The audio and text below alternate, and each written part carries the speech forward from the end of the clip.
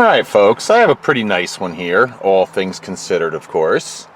This is a 2001 Ford Explorer 2-door Sport 4x4. It's got 170,551 miles, which actually isn't that bad for considering the age of the vehicle. Start her up for you. Alright, and you'll see there are no annoying check engine or warning lights on. Alright, the thing actually runs really good. It has a nice level of equipment. Obviously power windows, we'll do those first. And that switch doesn't work. Let's see if the one on the door does. Nope. Alright, so something's up the window on that side. This side, power down, power, yep, that works just fine. Alright, we got power mirrors. Yep, they work that side. And that side works exactly fine. Horn, no problem. Wipers work perfectly. Let's see, check out the radio. You look at some of the money that's getting thrown around to some of these players. Yeah. And let's put something on, hopefully that's some music. There you go, so that does work. I can't talk about the disc player or the cassette player because I don't have any of those.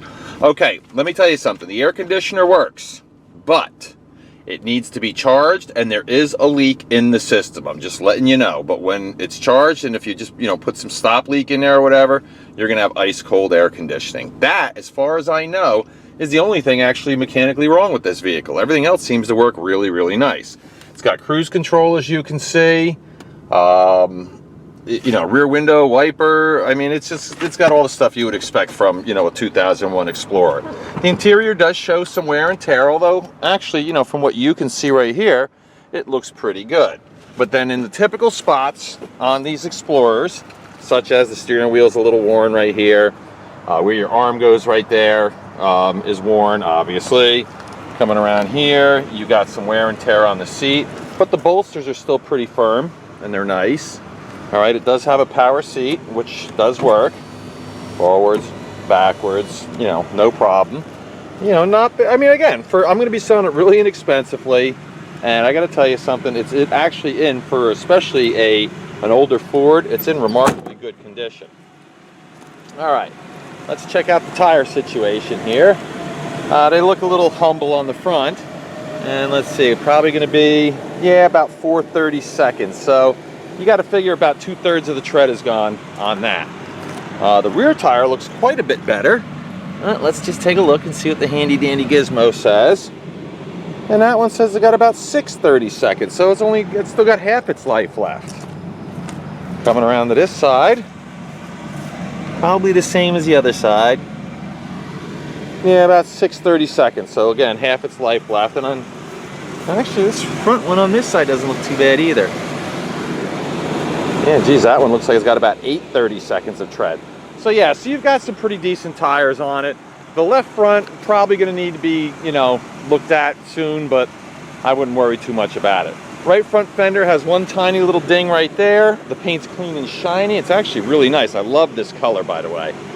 I'm not a big green person, but I got to tell you, this is one of Ford's better colors in my opinion. Take a look at the roof. Has the roof rack, as you can see. It's got the deep tinted glass.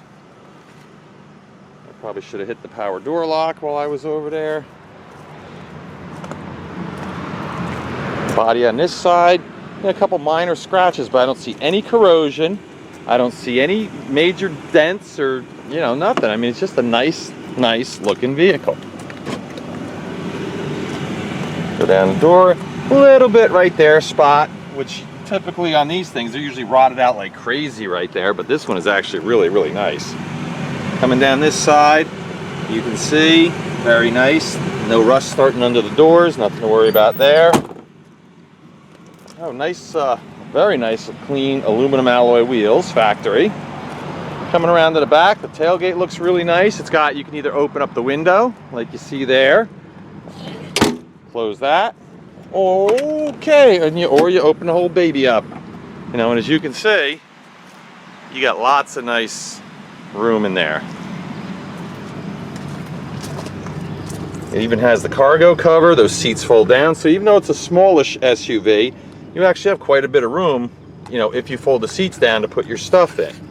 The rear bumper actually looks pretty darn nice. It's not all beat up, dented up, rusted. Let's take a look-see underneath. There's your spare tire. There you go. Close this baby up.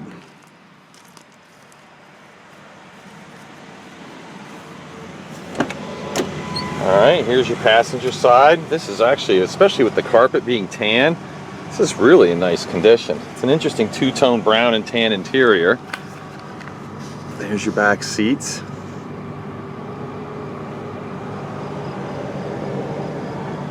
There's your headliner.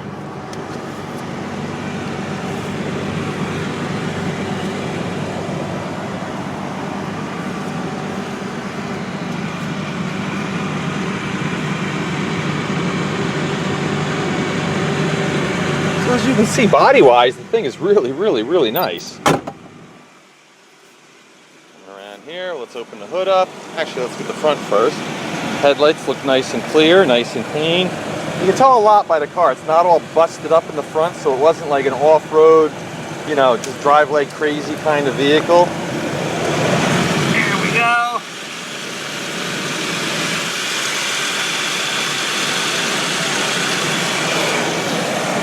Now we'll open it up. Oh, look, there are some scratches and dings right here on the hood. I mean, it's not perfect, but for goodness sake, I mean, the thing is 14 years old.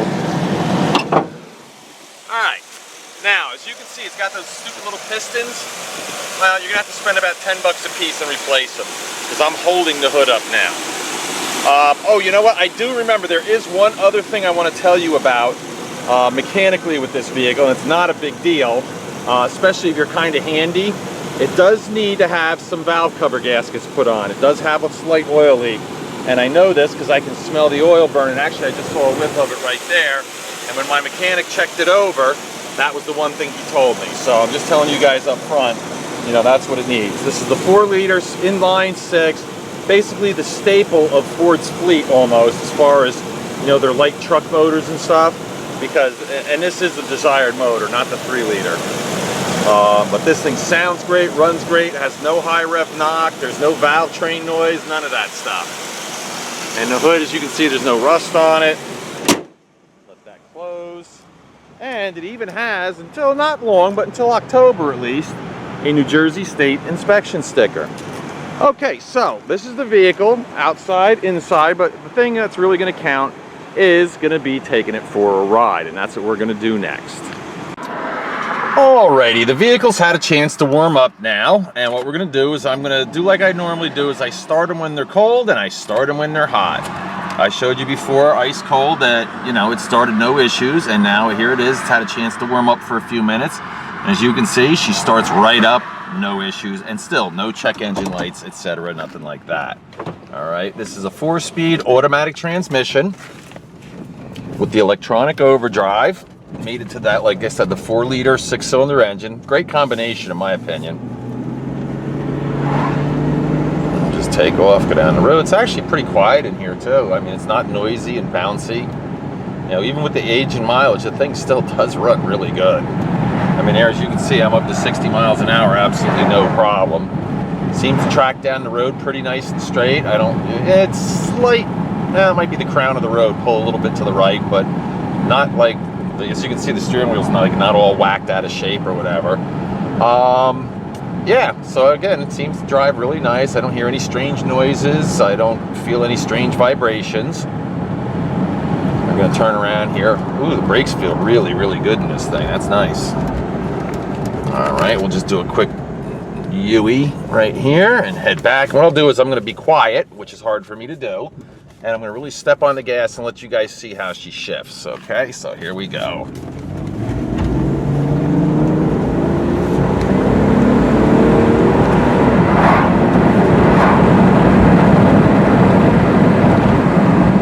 And there it is, shifted all the way up through all the gears, nice and smooth. And I wasn't even pushing on the gas all the way. So as you can see, you know, I mean, if you want to get a stopwatch out, you can check the 0 to 60 time, but you know, for a little SUV, it's not bad. All right, what I'm going to do now is a little brake test, and all that's going to consist of is me pulling into this vacant lot across the street from my place, letting go of the steering wheel and slamming on the brakes. It's real simple. Really all you can do is keep an eye on the steering wheel, make sure it doesn't swing wildly to the right or to the left to indicate a brake balance problem. And I'll try to describe the brakes to you, but so far they feel pretty good. All right, here we go, about 25 miles an hour, and awesome. All right, this is really good news. If you notice, the steering wheel did a little jiggle there. Well, it's supposed to do that because that indicates that A, it has anti-lock brakes, which I think is one of the better safety features, and B, that they work, which is even better still. All right, next thing I'm going to do is kind of a rudimentary four-wheel drive test for you guys, and I'll explain how this is going to work. What I'm going to do here, let me get in the shade so it seems a little better on the camera. Let me back up here a little bit so I don't spit gravel all over my driveway.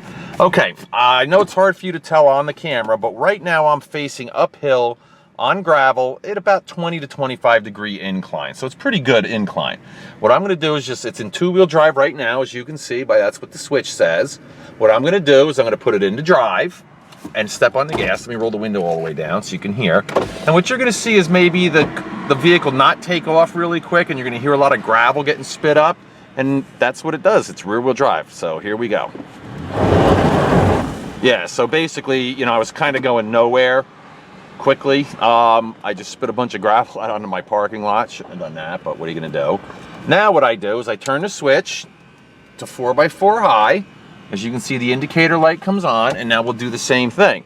And listen to the gravel, and watch how the vehicle accelerates, and that'll tell you the four-wheel drive is active. Here we go.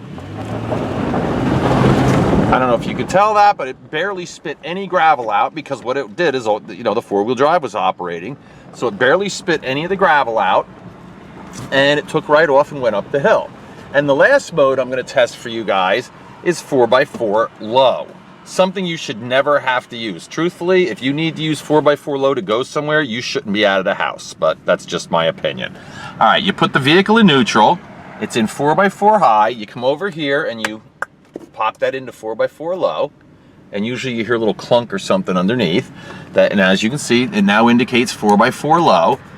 Put it back into gear. Now the four-wheel drive will work, but what this does, it changes all your shifting points and everything. So basically, by the time I get to the top of my little driveway that goes around the back of my building, I'll probably have shifted through all 4 gears. That's just the way it works. All right, so here we go.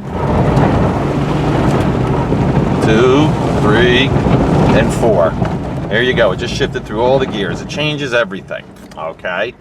Let me just now, and then you do the reverse procedure. Stop, put it in neutral, 4x4 high. You wait till the light comes on, and then you can go right into 4 low. And there you go. Just so you know, the 4x4 high, though, you can operate that up to any highway speed, I think up to like 60, 65 miles an hour, something like that.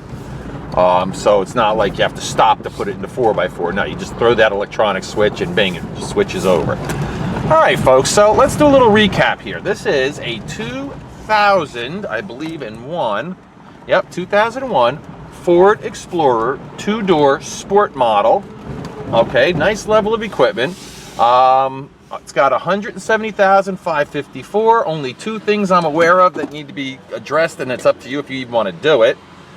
Is you got to charge the air conditioner and fix a leak in it, but the compressor works and everything. And you may want to replace the valve cover gaskets just because they do leak a little bit of oil and you can smell it burning. I mean, it's not like the car sits and smokes, but I like to tell everybody everything I notice because I don't want to have any disappointment when somebody comes here to pick this baby up.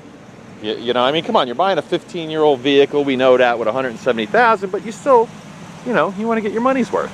And you will on this vehicle for sure. Nice looking, it's not beat up, it's not all rusted out. Pretty much all the important stuff really works well in it. This actually be a great little SUV for the new driver. Now it's got anti-lock brakes, 4-wheel drive, it's got the airbags, so I wouldn't have any problem putting my kid in this if he wanted an SUV. All right, folks, there you have it. So if you need a reliable, inexpensive 2-door SUV, I got the one for you. Thanks.